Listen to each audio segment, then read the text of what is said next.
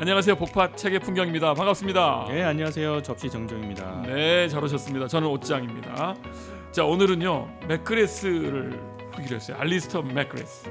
오랫동안 기다렸던, 당연히 여기서 했어야 될 분인데 이분을 가지고 함께 얘기 나눠보겠습니다. 저는 이 맥그레스 그러면 90년대 말에 복음주의와 기독교의 미래라는 책이 나왔을 때 얼마나 반가웠는지 모릅니다. 그 당시에 복음주의 때문에 이게 지금 중요한 개념이지 하고 있었는데 밖에서 그렇다는 거예요. 그래서 반가운 마음에 맥그레스 이름을 딱 기억하고 그 이후로 꾸준히 맥그레스와 더불어 함께 왔다고 해도 과언이 아닙니다. 네. 예, 좀 소개해 주십시오. 네. 그 맥그레스가 뭐 영어 원서로도 책이 많이 나왔지만 국내에 번역된 것만 해도 대략 90권이 넘고요. 그걸 놀랐어요. 네. 저희가 그래도 꾸준히 수집하는 사람인데 제 느낌에는 한 20권에서 30, 많아야 30권 정도라고 생각했는데 무려 3배, 4배다. 네. 어쩌다가 그렇게 됐을까? 뭐 중복된 것도 분명히 있긴 하겠죠. 네. 그런데 제가 한 저자가 90권 정도 번역된 책은 제가 볼 땐 국내에서는 거의 최대지. 유일하지 않나? 네, 뭐 설교자들이야 설교를 생산해 내니까 그런데 이분은 그게 아니잖아요. 아예 책을 쓰는 거니까 정말 돋보이는 다작으로 말하면 팀 켈러, 톰 나이트, 존 스토트, 네, 톰 나이트 정도. 국내 번역 많은 거. 그 해도 한 50권 왔다 갔다 아닐까? 그것도 세 보면 사실은 넘기는 할 거예요. 네, 근데 이분이 아직도 창창하잖아요. 70이잖아요 지금. 네. 많이 왔네 이제. 네. 아유, 많이 왔나요? 저는 생각보다 아직도 창창하시구나 생각을 앞으로 했어요. 적어도 한 5년은 더 계속 꾸준히 뭘 하실 수 있겠다. 네. 그죠? 그럼 100권도 넘겠는데 이제 앞으로 이분. 돈이 훨씬 넘을 것 같아요. 그럼 이분의 생활 방식이 책을 서술하는 것과 강의하는 것과 연구가 같이 가나 봐요. 네. 부럽습니다. 네. 진짜. 좀 자기가 학생들 가르치는 자료 하나도 버리지 않고 모두 책으로 바꾸는 것 같아. 그런 것 같습니다. 네. 그리고 외부에서도 또 강의 요청도 하고 그러니까. 부럽습니다. 예, 어쩌다가 이렇게 많은 다작을 하셨는지. 네, 계속 말씀해 주시죠. 네. 양력을 좀 먼저 살펴보면요. 이분이 1953년생이세요. 네. 북아일랜드 벨파스트 출생이고요. 재밌어요. 네, 재밌죠. 아니 왜냐하면 이분이. C.S. 루이스, 그다음에 크리스토퍼 라이트, 알리스터 맥그레스. 음. 적어도 이 세 사람을 제가 북아일랜드 출신으로 알고 네, 있는데. 그렇습니다. 네. 우리로 말하면 어딜까? 우리로 말하면 전남? 뭔가 하여튼 이슈가 되는 동네잖아. 갈등이 막 심하고. 그렇죠. 갈등이 있고. 그리고 네. 본류 잉글랜드는 아니고. 그렇죠. 네. 그런 느낌. 외곽의 시골에 갈등이 많은 시골에서 올라온 사람 이렇게 보면 될까요? 뭐 인종 간, 종교 간 갈등 뭐 이런 것들이 굉장히 심각한 곳에서 성장을 했던 거죠. 근데 저자에 따르면 이제 저자는 그 끊임없이 자신을 그 C.S. 루이스하고 연관져서 지금 해석을 해내요. 그러니까. 최근에 이분의 이제 지성적 회심이라고 약간 자전적 그 생애를 통해서 기독교 신앙을 풀어낸 책이 있거든요. 자서전은 아니에요, 분명. 근데 그 책에서 처음부터 이제 자기가 북아일랜드 출생이라는 얘기, 특히 이제 벨파스트 출생이라는 게 이제 C.S.하고 연관해서 소개하고 그 계속해서 C.S. 루이스의 사상을 자기 사상과 접목해서 이렇게 대중화하는데 주력하는 걸 보게 되는데, 하여튼 요 북아일랜드 벨파스트 출생이라는 게 이분이 갖고 있는 독특한 이력이긴 합니다. 네. 여기서 이제 태어나서 유년 시절을 보냈고, 뭐 어렸을 때부터 아버지가 그 현미경을 사주셨어요, 생일 때. 현미경이 아니라 이제 망원경인가? 네, 현미경은 제임스 패커가 사줬나? 그럴 거예요, 아버지가. 예? 패커 어린 시절에. 네, 제임스 패커가 패커는 현미경을. 그래가지고 재밌다. 아니다. 거꾸로? 네, 거꾸로가 아니라 제임스 패커는 아빠가 타자기를 줬어요. 타자기. 선물을 해가지고 그걸로 이제 글쓰기가 됐고. 맥그레스는 아빠 제가 보기에 현미경이었던 것 같은데. 하여튼 뭔가 과학 도구를 줬어. 정확히 이제 갑자기 헷갈리는데, 예. 그걸 통해서 별을 봤다는 거 보니까 제가 볼 때는 망원경이었는데. 그러니까 재밌다. 왜냐면 맥그레스의 기본 이력은 이공계잖아요. 네. 그죠? 거기서부터 자연에 대한 자연 이치, 자연 세계 질서 이런 거에 대한 관심을 되게 많이 가지기 시작해가지고 뭐 약간 DNA가 뭐 섞여 있었겠죠. 그래서 과학에 대한 공부를 쭉 하면서 뭐 과학을 하다 보니까 당연히 그 시대 1950년대, 60년대에는 기독교가 뭐 자연주의에 완전히 이제 압사당해가지고 기독교는 뭐 완전히 이건 그 비이성적인 신앙이었죠. 예. 그래가지고 그 기독교가 믿는 신에 대해서는 거의 뭐 믿지 않고 성장기에 이제 믿은 사람이 아니야. 네. 그리고 또 이제 그 과학 합리주의에 함몰되어 있을 뿐만 아니라 결국에 이제 세상을 바라보는 눈이 사회주의, 막스주의가 세상을 바라보는 큰 그림을 준다라는 그렇지. 것에 영향을 받아가지고 이 막스주의로 세상을 볼 때 세상에 해석되는 부분이 너무나 많다. 그래서 막스주의와 이 자연주의의 이 그늘 아래서 성장하게 되는 거죠. 그러면서 이제 끊임없이 고민을 해요. 이 자기가 믿는 이제 자연 과학이 실제로 이제 진리를 탐구할 수 있는 것인가 확신을 갖고 있으면서도 회의를 하는 과정을 거치면서 결국에는 대학교 가서 그 크리스찬 과학자들, 교수들과의 대화, 그 다음에 친구들, IF 친구들이 굉장히 주변에 많았고 대학이라는 데가 이제 벨파스트에서 메소디스트 칼리지에서 거기서도 그랬고 옥스퍼드에서도. 특별히 이제 옥스퍼드 대학교에 가서 더 확실해졌죠. 그다음에 결정적으로는 C.S. 루이스 책을 읽으면서 친구가 전해준 소개해준 C.S. 루이스 책을 읽으면서 기독교 신앙이 자기가 믿던 과학하고 절대 반대되는 게 아니구나. 이 상황에서 도피되는 그런 신앙이 아니구나라는 걸 깨닫고 과학과 신앙의 조화 이런 거를 꿈꾸면서 그리스도인으로 전향 회심하게 되는 과정입니다. 친구들 도움이 컸나 보네요. 네. 옥스퍼드의 기독교 분위기가. 네, 그래서 제가 알기로는 IBF 출신이었던 걸로 제가 그렇죠. 기억해요. 네, 그런 것 같아요. 네. 그렇게 해서 신앙을 확신하게 되고 뭐 분자생물학까지 박사학위를 받으면서 동시에 신학을 하겠다는 그 꿈을 갖게 되죠. 근데 이제 그 중간에 이분이 이제 신학으로 바꾸려고 했는데 뭐 교수님들이 자연과학에서 확실하게 그 정점을 찍고 신학을 하더라도 해라 그렇게 이제 조언을 받아서 그 과정을 이렇게 뭐 박사 과정을 마치고 이제 졸업을 한 다음에 본격적으로 신학의 길을 들어서게 되죠. 그러니까 이제 전공을 바꾸지는 않고 회심은 중간에 하고 대학에서 하고 그리고 전공 마무리한 다음에 그리고 신학을 했다. 네. 그러니까 철학 박사학위 자연과학 분야로 철학 박사를 받은 게 이제 17년이잖아요. 그러고 나서 이제 78년에 신학으로 최우등으로 졸업을 하는데 이게 학사 과정이에요. 아니 1년 만에? 네. 그러니까 박사한 다음에 과정을 그 전에 밟긴 했어요. 그러나 과목을 들었었나 봐. 동시에 진행을 했어요. 그러니까 되게 하여튼 엄청 그 책에 보면은 그 과정 속에서 엄청 힘들고 고생 많이 했다는 얘기를 많이 하는데 그럼에도 불구하고 이게 무슨 뭐 그 갑자기 전향 과학 쪽을 끊고 그렇지. 신학으로 전향한 게 아니라 과학은 박사 과정까지 충실하게 밟고 거의 이제 논문 이거 진행한 다음에 이 과정을 하게 된 거죠. 신학 과정을. 여긴 군대 안 가니까 지금 보니까 53년생인데 77년에 박사학위를 받았으면은 몇 살이야? 25? 네. 25에 박사를 받은 거예요. 되게 젊은 나이에 받은 거죠. 그리고 1년 6개월이 그리고 1년 반 만에 신학을 갖고 다시 학사를 또 한 거야. 네. 그렇게 된 거예요. 예. 그래도 20대 중반이야. 참 우리나라랑 너무 다르다. 네. 우리는 이런 경력이 30대 후반쯤에 나오는 건데 그렇죠. 네. 이 사람들은 10년을 땡겨가지고 하고 있습니다. 네. 이거 다 그래 진짜 30 돼서 신부가 되네. 그렇죠. 네. 네. 참. 그러니까 이분이 그 뭐 존 스토트, 제임스 패커 뭐 다 그랬지만 사실은 이제 성공회라서 엄밀한 의미에서 사제 신부잖아요. 근데 이제 이분이 보통 이제 로만 칼라를 이제 입은 모습을 잘 안 보이고 하니까 이제 다 그냥 목사 뭐 교수라고 생각하는데 이제 이분 성공회 출신이기 때문에 분명히 신부긴 분명해요 이게. 그래서 부제로 이제 안수를 받고 나중에 이제 교회에서 사역을 하고 이제 그러던 중에 이게 자기가 신학 이제 사제보다는 신학을 하는데 훨씬 더 교육을 하는데 이게 은사가 있다는 걸 발견하게 돼요. 목회보다는 네. 그러니까 본인이 이 목회를 하면서 철저하게 실패를 경험해요. 자기가 그 고백을 해요, 실제로. 제가 만나봤어요.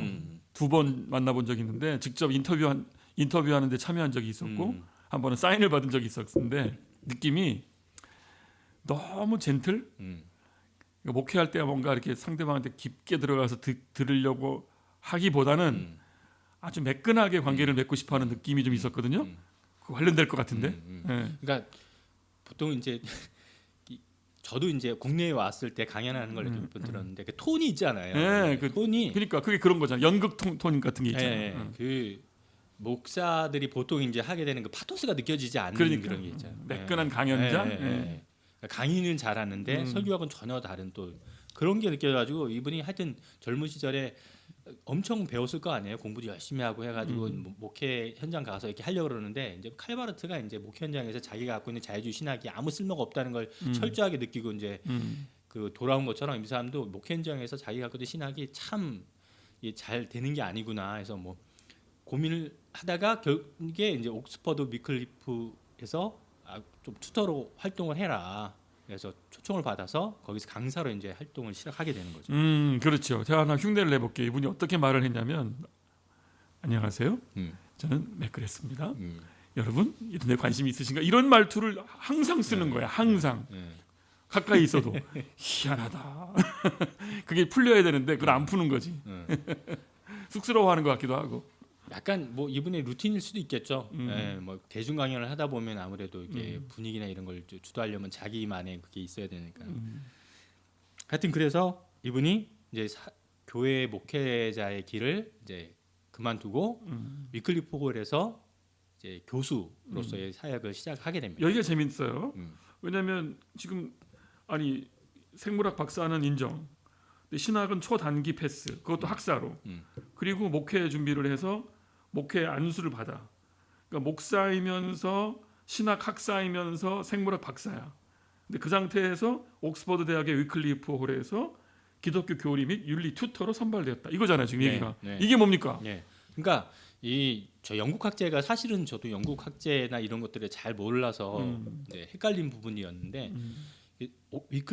알리스터 맥크레스가 소속되어 있는 위클리프 홀은 사실 옥스퍼드 대학교의 정식 단과대가 아니고 컬리지가 아니고 옥스퍼드 내에 있지만 옥스퍼드 밖에서 교단이나 그 선교 단체라는 그 보통은 교단이에요.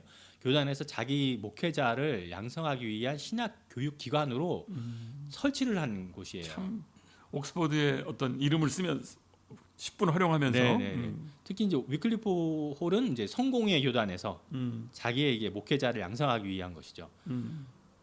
그래서 이제 이 지점이 굉장히 이제 맥그레스의 그 정체성을 잘 보여주는 대목이라고 생각되는데요. 뭐냐면 교수기도 하지만 완전히 학문적인 교수가 아니라 목회 양성을 하는 곳이라는 것이에요. 그러네.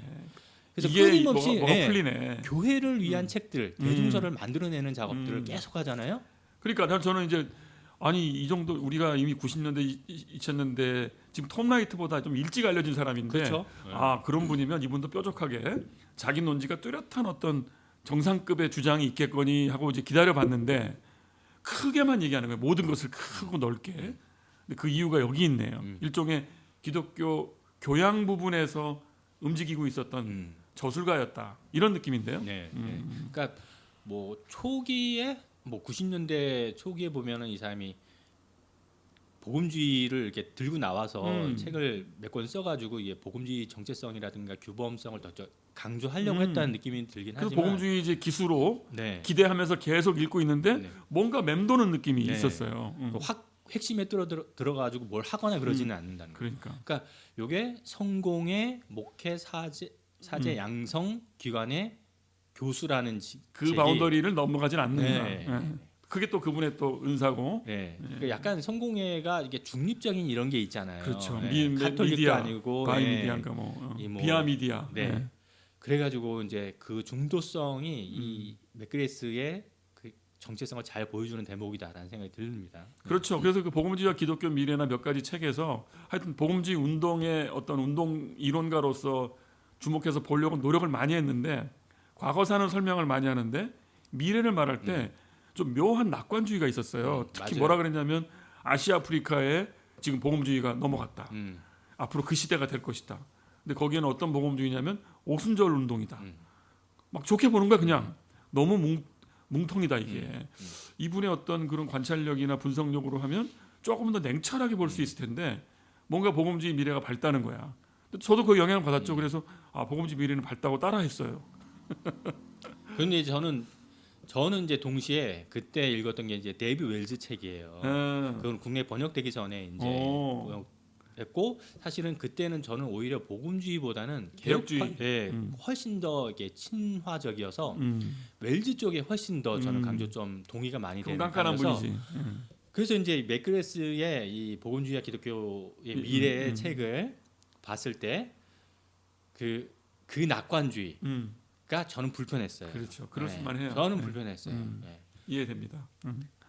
근데 어찌됐든 이분이 이제 복음주의에 대한 얘기를 이제 막 하면서 복음주의의 어떤 복음주의 기독교가 미래를 가지려면 복음주의의 신앙을 확보해야 된다고 얘기했던 게 이게 나중에 이렇게 돌아보면 제가 볼 때는 약간 이게 그 C.S. 루이스가 얘기했던 순전한 기독교 이 맥락하고 이게 맞닿아 있는 게 아닌가라는 생각이 좀 들더라고요.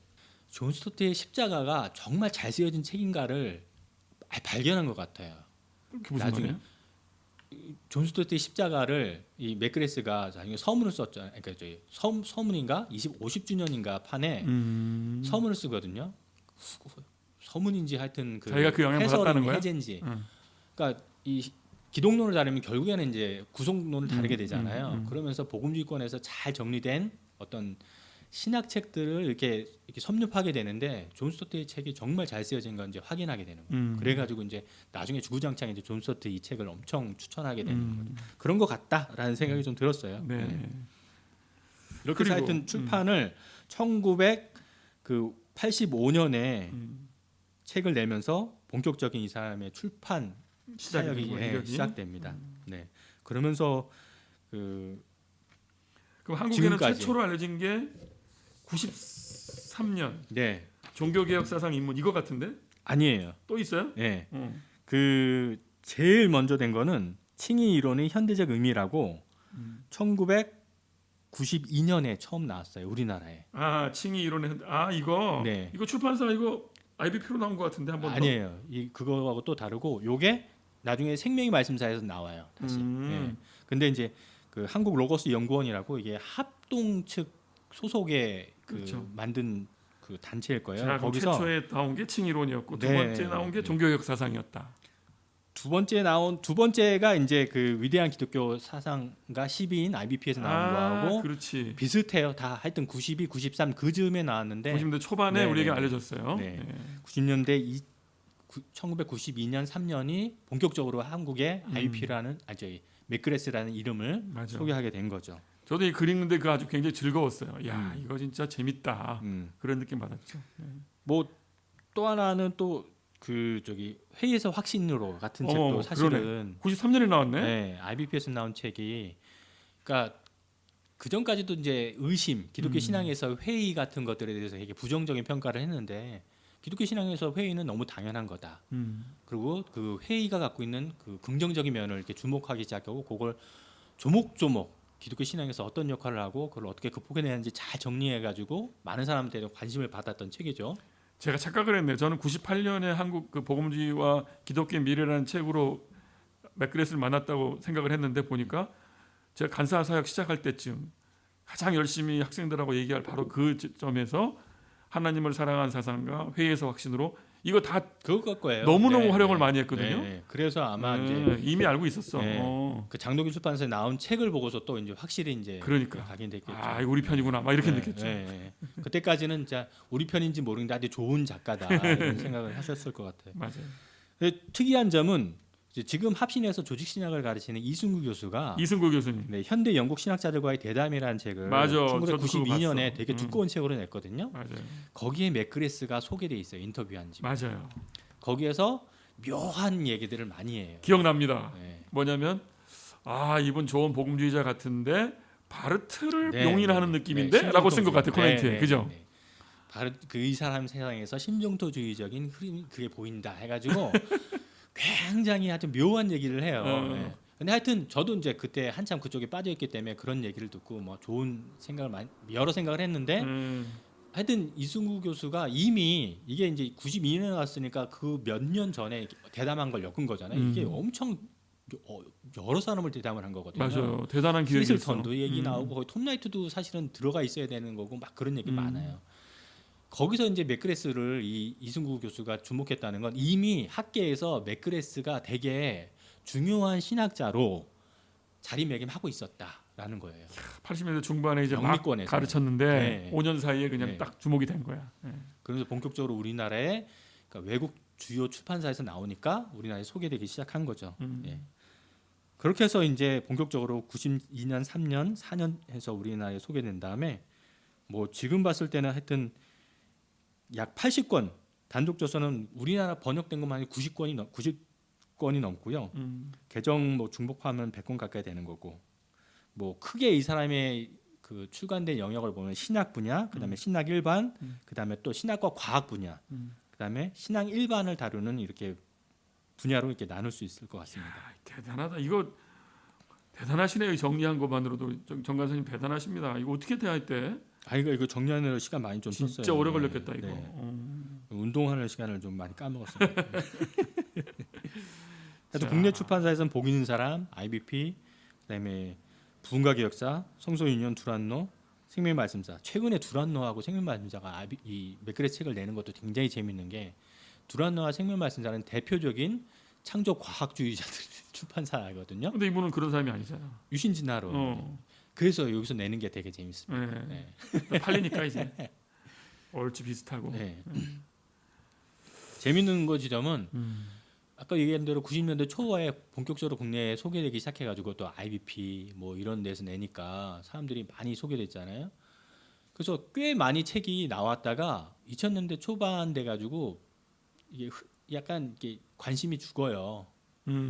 이게 다 고만고만한 책을 내는 그러니까 거예요. 뭐가 이제 맴돌기 시작해. 네, 그냥 다 이렇게 볼륨도 다 요만요만하고 뭐 굵직한 책이 없어. 근데 외국에서는 이 사람이 막 그 교과서적인 책을 내 가지고 그래 두꺼운 막 냈어. 네, 개정을 몇 번 하면서도 막 그 주목을 받았는데 한국에 나온 책들은 다 뭐 200페이지, 300페이지 이 정도밖에 안 되는 거예요. 그런데 그래 가지고 뭐 그냥 뭐 그런 것도 있고 또 그 즈음에 뭐 유진 피터슨이니 맥스 루케이도니 필립 얀시니 뭐 기라성 같은 이 작가들이 막 소개되면서 이 맥그레스가 그 전에 갖고 있었던 그게 많이 이제 그 주목도가 떨어지게 그 되는 위치를 다 새로운 진짜 글 잘 쓰고 매력적으로 글 쓰는 어떤 글쟁이들한테 밀렸네 또. 네, 애매하게 있다가 네. 포지션이 애매하잖아 지금 포지션이 그죠? 네. 정통 신학도 아니고 생활 경건 쪽도 아니고 중간쯤 있었어요. 네. 변증에 도움이 많이 받았어요 저는. 맥그레스가 신학의 대중화를 위해서 굉장히 힘쓰고 그 자기 전공 서적을 써서 그걸 대중화한테 소개되는 책을 썼는데 그게 사실 대중화한다고 했지만 대중적이진 않아요. 국내 상황에서는 외국은 몰라도 맞아. 그러네. 우리나라에서도 사실 저 고급 신학 서적이라고 봐야 될 거예요. 중상위 정도에. 그러다 보니까 이제 애매해진 거죠 독자들이. 그러네. 그러면서 좀 더 그걸 잘 쓰고 목회지향적인 그렇지. 그런 작가, 그다음에 목회자 이런 사람들 책이 여전히 나오니까 그렇지. 좀 밀려 감이 없다가 소프트한 학술 서적이었어. 네, 소프트한. 네, 맞아요. 그러다 2000년대, 2010년대 이분의 이제 주저가 드디어 막 드디어 벽돌 책들이 나오기 시작하는 거예요. 맞아. 갑자기 또 두꺼워지더라고 이제. 네, 네, 비싸지고. 네. 그러니까 고만고만한 책을 냈던 출판사들이 이제 뭐 주저를 한번 내볼 만한 때가 되지 않았냐는 생각에 신학이란 무엇인가, 그렇지. 크리스천 티올로지 인트로덕션 이거를 뭐 지금 6판까지 나온 걸로 기억해요. 원서가. 네. 지금 국내에서 번역된 것도 6판인 걸로 제가 기억하는데 몇 번 봤어요 저도. 네, 그거. 그런 책이 나오면서 다시 이 사람의 주목이 엄청 돼요. 그래서 뭐 리더도 다시 나오고. 그러니까 강독집. 네. 근데 또 아쉬운 거는 야 역시 교과서를 너무 잘 쓴다. 네, 딱 거기까지예요. 맞아요. 네. 그래서 필요할 때 갖고 있어야 될 사전처럼 쓰는 거지. 이걸로 어떤 입장을 재정립한다거나 그럴 건 없더라고요. 예. 근데 이제 맥그레스가 스스로 자기가 공부하면서 가장 필요한 부분이 이거였다고 제가 느껴요. 그러다 보니까 나중에 이걸 써야 되겠다라고 생각을 하고 이제 위클리포에서 했던 강연, 차곡차곡 쌓이는 강연을 블랙웰 출판사 옥스퍼드에 있거든요. 이게 거기서 뭐 책으로 만들면 좋겠다라고 합의를 해가지고 이게 내기 시작하는 거죠. 네. 그러다 보니까 아무래도 정리는 잘 돼 있으나 어떤 규범성이라든가 이런 것들은 덜. 그래서 오히려 더 보편적인 신학교에서 특별하게 교단 특성을 강조하지 않는 신학교에서 잘 사용할 수 있는 책이라고 자기매김했던 그러니까 딱 그러니까 복음주의지. 딱 복음주의의 소프트한 그 정리의 대가 그런 느낌이에요. 예. 근데 본인이 그걸 처음에는 그걸 복음주의라고 생각을 했는데 나중에 그 복음주의란 이벤젤리칼이라는 개념이 좀 더 들어가 보니까 이게 미어 크리스티애니티가 훨씬 더 명료한 것 같다라는 생각에 루이스를 강조하는 지점이 저는 그거 아닌가 싶어요. 그러니까 어느 때부터 맥크레스가 복음주의라는 얘기를 이렇게 안 쓰고 어허. 자신의 책에 미어라는 단어를 자꾸 집어넣어요. 그래. 네. 그게 의미가 있는 거더라고요. 그러니까 미어라는 말이 순전한이라고 표현되잖아요. 다르게 보자면 나는 교파에 매이지 않겠다. 그거예요. 네. 거의 본원적 기독교를 네. 주목한다. 뭐 그런 네. 느낌이잖아요. 그거예요. 네. 그러니까 복음주의에 대한 방향성도 그러면 좋겠어요. 복음주의가 자꾸 우리는 개혁주의랑 같아 라든지 우리는 리버럴하고 달라 이런 식으로 분파를 짓는 미국 느낌, 미국의 어떤 그런 개혁파 그런 개혁, 느낌의 복음주의자. 컬러가 싫으니까 네. 아예 미어로 올라가는 거지. 그건 좋은 방법인 것 네. 같아. 네. 또 그런 식으로 이분의 책에 복음주의라는 단어가 이제 약간 사라지고 미어가 전면에 부각한 이유가 저는 복음주의보다는 루이스가 사용한 순전한 그 개념이 훨씬 더 지금 기독교한테 적합하다는 판단을 했다라는 생각이 좀 들더라고요. 그거 뭐 부럽고 좋은 네. 일인 것 같습니다. 그렇게 해서 하여튼 이분의 책이 2000년대 2010년 이후에 또 다시 이제 벽돌 책들이 쏟아지고 여러 책들이 나오면서 약간 맥그레스 르네상스를 맡고 있는 게 아닌가라는 좀 생각을 했습니다. 다시 지금 2020년대가 맥그레스의 네, 르네상스다. 네, 이건 특이한 주장입니다. 아니 근데 한동안 그러니까 뭔가 90년대 신선한 느낌? 네. 뭔가 강해진만 온통 있는 세상에서 아니면 아주 어려운 옛날 책만 있었는데 젊은 학자가 나와서 부드럽게 그러나 잘 설명된 소프트한 이론서들이 쫙 나왔다. 변증에 큰 도움이 됐던. 그랬다가 그거 뭔가 뱅글뱅글 돌면서 진짜 참신한 가마력까지 있는 그 기독교 작가들에 의해서 뭐가 밀리는 느낌이 들었는데 다시 두꺼운 벽돌책들과 함께 다시 뭔가 주목을 받기 시작한 2010년대. 네. 저도 그랬어요, 진짜. 한동안 잊고 있다가 오히려 두꺼운 책이 나오니까 도전하고 싶어졌고, 그 사이에 맥그레스가 이제 드디어 자기 주장이 뚜렷한 대가의 반열에 들어갔나 하고 이제 별 수 없이 도전하게 만드는 거야. 저 책을 안 살 수가 없는 거야. 5만 원짜리를 사긴 샀는데, 역시 정리가 네. 대단한 정리만 하고 있구나 하는 생각이었거든요. 근데 그걸 르네상스라고 말씀하셨어요. 그러니까 그 지점이 오히려 더 이렇게 그 약점보다는 강점으로 부각된 것 같아요. 저는 이게 규범 강조하기보다 기술한 거 있는 그대로를 잘 정리한 것들. 네. 뭐 그 점이 뭐 독자들한테 어필한 지점이 있는 이유 중에 하나가 저는 약간 좀 그런 것도 있는 것 같아요. 그 기존의 한국 기독교 복음주의의 출판이 약간 부흥 설교사들 책으로 그 부흥 신앙 강조를 했다가 과거에 그다음에 본문 중심의 설교자들 강해 소위 말하는 로이드 강해, 존스부터 시작해서 존 스토트도 마찬가지고 하여튼 많잖아요. 그렇게 소개되고 했다가 약간 이제 설교자보다는 조금 더 학문적으로 정리되어 있는 사람, 신학자들의 저술에 관심을 갖기 시작하고 이제 결국에는 영성 작가로 넘어오긴 했지만 그 지점에서 맥그레스가 되게 큰 역할을 기여를 했다. 했네. 네. 뭔가 복음주의 안에 지성 파트를 네. 확보를 했네. 네. 그동안은 맨날 설교집으로 갔다가 아니면 아주 어려운 리버럴 쪽의 네. 책들이었는데 그 사이를 비집고 네. 복음주의 지성 영역을 확보한 사람이다. 교두보를 확보했다. 그러니까 보통 이제 복음주의 신앙을 그러니까 근본주의 신앙 또 보수주의 신앙을 갖고 있던 사람이 조금 신앙에 대해서 고민을 하게 되면은 이제 복음주의로 신앙에 대한 도전을 받다가 좀 학문적으로 가면은 이제 복음주의를 띄게 되지 사실은. 네 복음주의를 띄는데 분야로 보자면 조직 신학보다는 성서학 쪽의 강점을 많이 찍는 것 같아요. 제가 그렇지. 보기에는. 대개는 그래서 성서학 쪽으로 가죠. 네. 그러니까 결국에는 이제 본문 강해도 사실은 본문에 강조점을 두다 보니까 본문을 정리한 교리 신학이나 조직 신학보다는 성서학 쪽으로 하는. 근데 이분은 신약 또 신학. 라인은 조직 신학 라인으로 근데 가네. 근데 여전히 이분이 그걸 꼭 잡고 있으니까 많은 사람들이 거기서 성서 신학적으로 가지만 결국에 저는 그 성서의 본문도 결국에 해석하고 연결돼 있고 그렇지. 해석은 철학하고 연결돼 있는 거기 때문에 그렇지. 저는 그게 이제 그 서로 이 상호 보완적이라고 생각하는데 그 그 지점에서 지점이구나. 저는 맥그레스가 꾹심 있게 자기 영역을 계속 견제하고 있었기 때문에 성서학에 대한 관심을 가진 사람이 여전히 이제 조직 신학이라든가 교리에 대한 관심으로 확인하게 되는 부분이 아닌가라는 생각이 들더라고요. 그건 정말 참 반갑고 좋은 큰 형님이 계시다는 느낌인 거예요. 네. 아니 톰 라이트도 우리의 어떤 방향을 짚어주는 사람인 것 같지만 성서 신학자예요. 어쨌든 성서학 쪽에 있어요. 근데 조직 신학 쪽에 누가 있나 그러면 티슬턴 정도 떠올라요. 근데 티슬턴도 또 특이한 게 제가 뭐 완전히 그 전공은 아니지만 몇 번의 해석학 이런 거 봤는데 역시 교과서인데 그 느낌이었거든요. 네, 그분은 마찬가지죠. 네. 그렇지만 그래도 복음지권에 그게 어디냐는 거야. 현존하는 해석학의 모든 대가들을 자기 나름대로 끌고 들어와서 교과서를 만드는 능력도 대단한 거고 또 도죽신학에 또 한 분 맥그레스가 있다는 것도 고마운 일이죠. 예. 엄밀한 의미에서 뭐 맥그레스가 틸슨하고 이제 비교를 할 수는 없지만 뭐 당연히 틸슨이 훨씬 더 또 깊게 들어갔죠. 네, 훨씬 더 깊죠. 그러나 맥그레스가 있는 장점은 사실은 굉장히 그러니까 교수들 안에 신학 박사들 안에서도 사실은 교수를 잘하는 사람과 그렇지. 학문의 깊이를 더 하는 사람이 있는데 맥그레스는 깊이보다는 그렇지, 넓게 가고. 잘 정리해서 가르친다. 좋은 선생이다라는 생각이 하여튼 듭니다. 예. 그렇죠. 그런 면에서 좋아요. 네. 그런 면에서 좋긴 좋아요. 그리고 또 하나 제가 주목한 점은 맥그레스가 그 다시 이제 좀 주목받는 이유 중에 하나가 그 팀 켈러 지난번에 다뤘던 팀 켈러의 변증에 대한 강조점 때문이 아닌가라는 생각이 들어요. 무슨 뜻이에요? 그러니까 팀 켈러가 변증 설교로 주목을 받았잖아요. 그렇죠. 21세기의 C.S. 루이스라고 막 주목을 받았는데 사실은 처음부터 이 초기부터 맥그레스는 변증에 대한 관심을 끊임없이 갖고 그렇죠, 있었어요. 그렇죠. 네. 그 관점이 있었죠. 그러니까 저는 개인적으로 맥그레스를 처음 만난 게 그 친구한테 소개해준 책이거든요.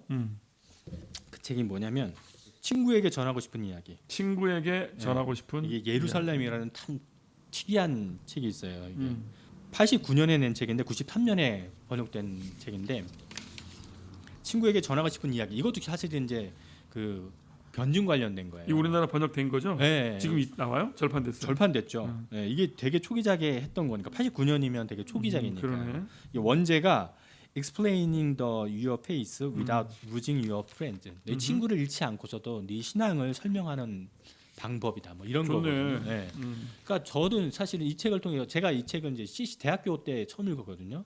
한참 대학 선교 그 막 열심히 할 때 변증에 대한 필요를 많이 느끼잖아요. 이 출판사가 어디였어요? 예루살렘이라는 되게 그래 그런 거 있긴 있어. 예, 그 뭐 사탄 락은 사탄의 뭐 도구다 뭐 이런 뭐 만든 출판사예요. 되게 특이한 출판사인데 그런 데서 나와가지고 이 사람이 하여튼 변증에 대한 관심을 처음부터 끝까지 가졌고 이거를 계속 주구장창 얘기하다가 나중에 성공회에서 팽을 당해요. 왜? 성공회에서는 문화, 그러니까 신학과 문화, 신학과 과학 이런 변증 관계에 대해서 관심이 없었어요. 2000년대. 그래요? 그랬는데 그래서 변증은 오히려 이제 그 개혁주의나 이쪽인가?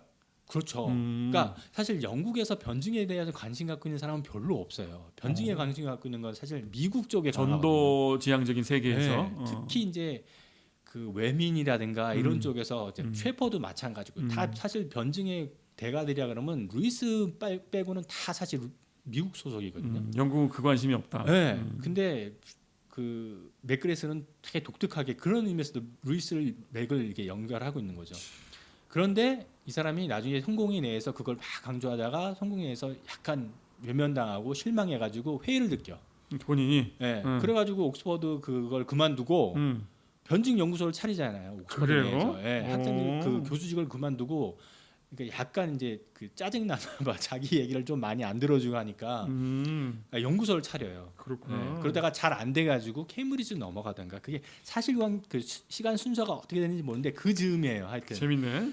그 즈음이 하여튼 그 옥스퍼드에 내내 있다가 케임브리지로 넘어가면서 킹스 컬리지로 넘어가면서 아무래도 옥스퍼드가 그 케임브리지보다 약간 위인 거긴 하잖아요. 네. 예, 학문적으로 다 뭐 옥스브리지라고 맨날 얘기를 하지만 그런 것처럼 케임브리지라도 이렇게 좀 약간 떠밀려간 그 루이스도 그렇잖아요. 옥스퍼드에서 매내 가르치다가 케임브리지로 갔잖아요. 아 그래 나 몰라요. 그랬군요. 네, 이것도 자기도 사실 그런 점에서도 맥그레스가 루이스하고도 비슷한 것 같아요. 근데 루이스가 옥스퍼드에서 케임브리지 넘어갈 때 엄청 스트레스 받았어요. 엄청 스트레스 받았어요. 자기가 평생 사랑한 옥스퍼드에서 밀렸다? 케임브리지 나왔을 때 정신적인 그 피로감이나 그 스트레스가 엄청 심했는데 맥그레스도 그랬던 것 같아요. 그렇구나. 밖에서 볼 때는 뭐 큰 차이가 없어 보이지만 자기가 갖고 있는 정신성은 그랬던 거예요. 그런데 하여튼 그러면서 변증에 대한 강조를 강조하다 계속하다가 끊임없이 해 왔는데 그렇게 큰 주목은 못 받았어요. 뭐, 잘한다고만 하지. 근데 갑자기 미국에서 팀 켈러가 변증 설교로 갑자기 막 확 뜨는 거예요. 뭐 자카 라이브였어. 지금 완전히 그 성 문제 때문에 퇴출됐지만 누가요? 자카 자카리우스. 네. 라피 자카리아우스. 예. 근데 이제 팀 켈러가 막 변증 막 뜨면서 자기가 옛날부터 변증 계속 얘기하고 있었는데 갑자기 실제로 뜬 거는 팀 켈러야. 그러니까 그 좀 약간 자기가 뭐 우선권이 있는데 갑자기 뭐 재밌다. 그래가지고 근데 역으로 팀 켈러가 변증 설교로 변증에 대한 관심을 확 대중화시키니까 기존부터 계속 얘기해왔던 맥그레스에 대한 관심이 더 이렇게 부각되면서 이 사람의 변증학도 관심을 갖기 시작해서 책이 팀 켈러가 막 국내에 소개되면서 우리나라에 소개된 이 사람 관련된 변증서가 꽤 많이 소개됐어요. 팀 켈러의? 아니? 그리고 나서 맥그레스의 맥그레스께 책도 주목됐어. 다시. 물 들어왔네, 물 들어왔어. 그래서 두란노도 이 사람의 그 미어 어포로제틱스라는 책을 냈던 게 두란노가 그렇군요. 국제제자 훈련을 미러 어포로제틱스는 그렇고 이게 진짜 선교단체 간사들이 좋아할 만하네. 학생들한테 전도하려면 변증 문제도 갖고 있어야 되니까. 그런 지점들에 하여튼 맥그레스가 잠깐 반짝했다가 잠깐 죽었다가 다시 부흥했다가 지금 다시 이제 이렇게 책들이 나오고 있는 팀켈러 덕이네. 아니냐. 저는 좀 그렇게 좀 보고 있습니다. 그리고 계속 C.S. 루이스와 연결 지으려고 하는 태도들도 있고. 저는 약간 좀 부정적인 예도 있겠지만, 하여튼 그런 맥락이 있습니다. 부정적인 게 뭐예요? 그러니까 이게 아까는 좋은 쪽으로 해석한 거죠. 이제 복음주의보다는 나중에 보니까 미어라는 게 훨씬 더 자기가 생각했던 원래 개념에 맞는 것 같다라는 거로 해가지고 루이스의 그 개념을 차용한 건데. 힘을 등을 얻고 가는 거 아닌가? 노선을 이렇게 바꾼 거 아닌가라는 생각이 든 거예요. 그러니까 알리스턴 맥그레스를 규정짓는 게 이게 뭐냐면 뭐 제임스 패커, 존 스토트를 잇는 그렇지, 그렇게 말하죠. 뭐 복음주의 신학자 막 이런 거였거든요, 그렇지. 우리나라에. 그렇지. 근데 어디서도 사실은 이 사람이 제임스 패커 전기도 썼고, 그렇지. 그다음에 제임스 논문들을 편집한 책도 냈지만. 그러나 막 제임스 패커의 막 이렇게 막 신앙적인 추종을 하거나 이 사람 청교도가 절대 아니거든요. 제임스 패커는 청교도주의자잖아요. 근데 맥그레스는 성공이에요, 이 사람은. 그렇지. 뭐 제임스 패커도 성공했죠. 그러나 훨씬 더 친화적인 거 보면은 그러거든요. 근데 국내에서는 약간 하여튼 좀 이 사람을 좀 더 띄우려고 아무래도 제임스 패커가 훨씬 더 영향력이 있었으니까 그런 했는데. 어느샌가 자꾸 루이스하고 이제 존 스토트, 제임스 패커는 이제 뒤로 하고 루이스하고 계속 끈을 연결짓는 모습이 저는 약간 이제 그 세대는 같고 이제 톰 라이트 세대도 같고 하니까 좀 루이스가 오히려 영국보다는 미국에서 각광받잖아요. 또 이 사람이 영국보다는 미국 독자가 훨씬 더 시장도 크고. 그러니까 미국에 있는 복음주의 독자들한테 좀 어필하는 이제 좀 그런 전략도 있지 않나라는 좀. 제가 그 장면을 봤습니다. 한번 얘기 들은 것 같은데 제가 캐나다 밴쿠버에 머물 때가 있었는데 그때 이제 리전트 컬리지 갔어요. 갔더니 간 이유는 뭐냐면 그날 방학 때마다 저기 맥그레스가 와서 특강을 해요. 근데 이제 공개 특강이었던 거야. 줄을 서요. 그 강의를 듣겠다고 무슨 극장에 줄 서듯이. 근데 주로 이제 백인 한 60대 70대에 있는 주로 노년층의 분들이 줄을 쫙 물론 학생들도 있었죠. 그만큼 이분이 일단 인플루언서가 맞아. 그 강의실에 한 200명? 한 100명 들어갈 강의실에 200명이 온 느낌. 그래서 막 사이에 다 앉고. 근데 그때 강의가 뭐냐? C.S. 루이스였어요. 그리고 본인이 쓴 C.S. 루이스에 대한 책 있잖아요. 그거 가지고 이제 줄을 쫙 서서 사인도 받고. 저도 그 앉아서 잘 듣지도 못한 채로 그냥 앉아 있어. 그 분위기를 느꼈어요. 되게들 관심도 많았고. 그러니까 이게 이분 인플루언서의 감각이 있거나 나쁘게 말하면 관종이다. 나쁘게 말하면. 이분이 끊임없이 기독교 독자들의 세계를 알고 있고 어떻게 가면 반응을 하는지도 알고 있고 하니까 때마다 좀 조금씩 이동하는 게 아닌가. 지혜롭게. 그렇게 느꼈어요. 저는 약간 제가 갖고 있는 그런 생각에 좀 더 확신을 갖고 있는 건 뭐냐면 이분이 자기 신학을 정리한 글이 몇 편 있어요. 심지어 이분이 50세 그 생일 맞이해서 기념책도 냈거든요. 그 한국의 정성욱 그 제자가 편집장이 돼가지고 여러 사람 이제 책 모은 것도 있고 거기에 뒤에 나오도 자기 약술한 것도 있고 그다음에 어느 신학 논문에도 그 자기 신학 여정 쓴 책도 있고 그런데 그다음에 인터뷰도 굉장히 많고 근데 그 전까지는 루이스 얘기가 사실은 잠깐 등장해요. 그러니까 아무래도 분명히 루이스 영향을 받았긴 했지만 그렇지. 신학에 있어서 신학을 하는 데 있어서 루이스가 막 그러진 않은데 어느샌가 자기 신앙 얘기를 하면 루이스를 그냥 대놓고 얘기를 하는 거예요. 그게 저는 이제 그러니까 몇 년 전부터 루이스로 도배가 돼 있다. 그러니까 이게 속내가 읽히네, 그죠? 음. 물론 과거에 알리바이가 있긴 있어. 젊은 날에 회심한 것도 네. 많고 세이스리도 한거 맞지만 네. 그러나 그런 것들을 쓰는 방식이 이때부터 내가 작정하고 써야지 그렇게 들키네. 네. 그러니까 하여튼 부정적으로 좀 회의적으로 보면 그렇고 좋게 보면 자기도 잊고 있었는데 세상 발견한 것일 수도 있고. 그렇지. 뭐 그런 거예요. 재밌네. 그게 재밌네. 예. 자 이제 마무리를 좀 해봐야겠습니다. 근데 네. 하나 좀 빼놓은 게 이제 이분이 과학 전공자예요. 네. 그래서 아마 옛날에 그 유명한 책 있잖아요. 잠깐 그 도킨스의 네, 망상. 도킨스의 신, 도킨스의 망상. 네. 그런 것도 썼어요. 그래서 이제 과학 쪽에서도 역할 하실래나? 네. 그랬었죠. 네. 그 부분도 한번 얘기해 주세요. 네. 과학 영역. 그러니까 이분이 이제 본인 스스로를 그렇게 평가하잖아요. 과학과 신학에 대해서 동시에 얘기할 수 있는 유일한 복음주의 신학자다. 자기가 그렇게 말한다고? 자기가 그렇게 얘기를 하는 걸로. 그럴만해. 예.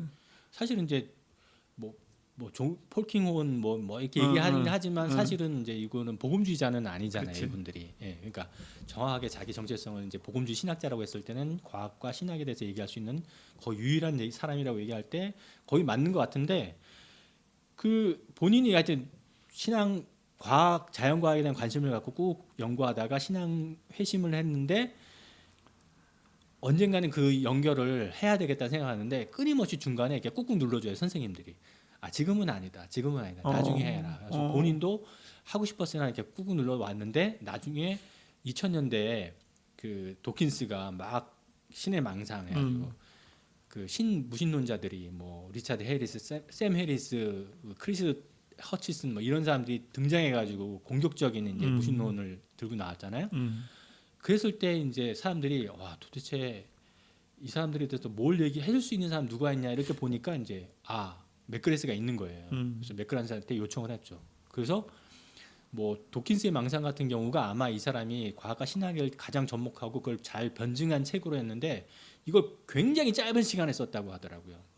그 출판사하고 이렇게 얘기해가지고 이걸 꼭 필요하다. 근데 빨리 내야 된다. 그래가지고 후다다닥 써가지고 막 딱 냈는데 아니나 다를까 엄청 이 사람의 책 중에 아마 맥그레스가 가장 그 많이 팔린 책 중에 하나였거든요. 도킨스 네. 망상이? 네.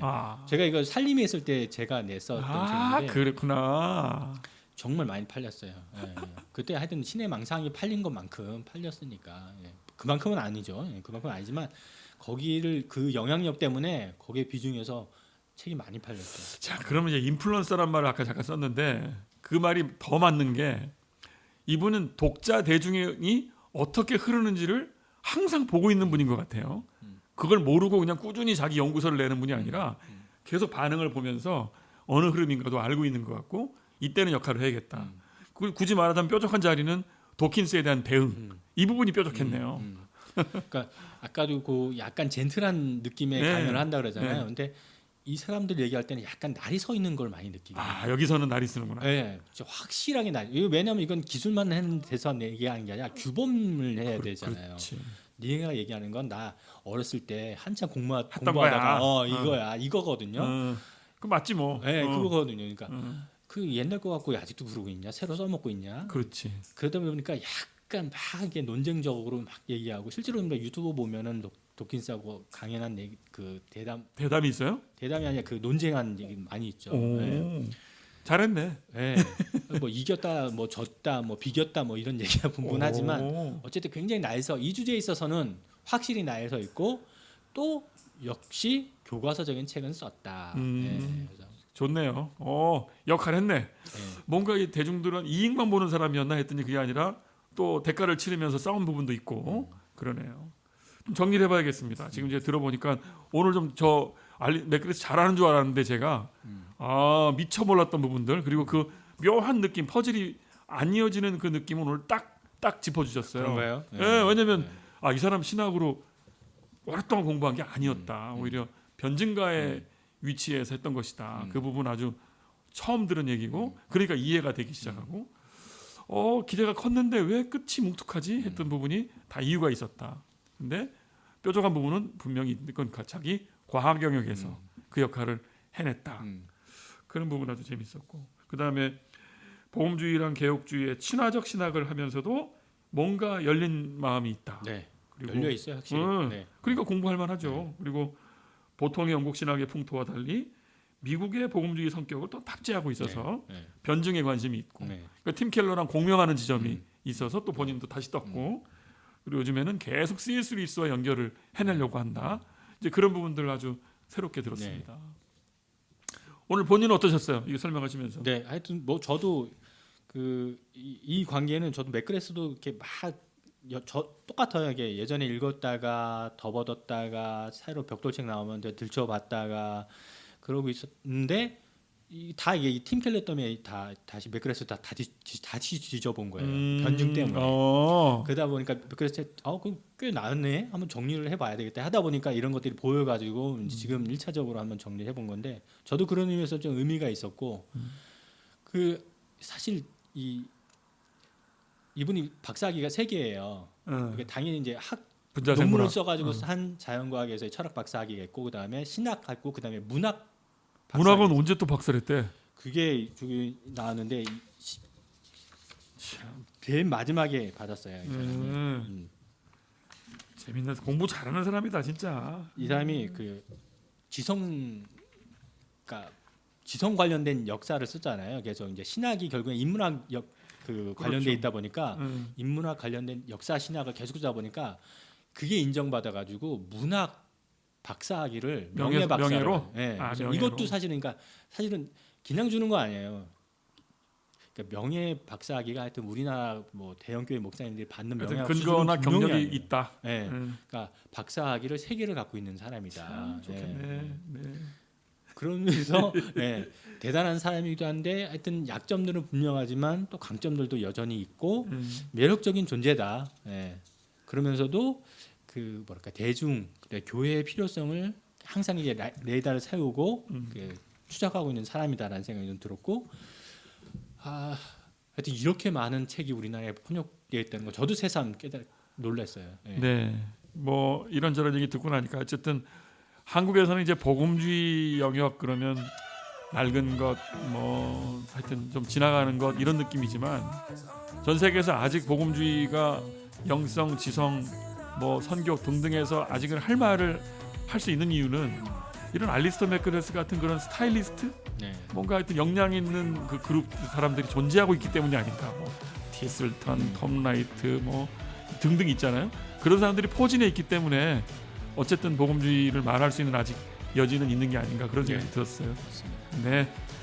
자, 이렇게 해서 오늘 우리 정재영 의사님과 함께했던 폭파 책의 풍경은 마치려고 합니다. 알리스터 맥그레스 책으로 폭파보기였습니다. 감사합니다. 감사합니다.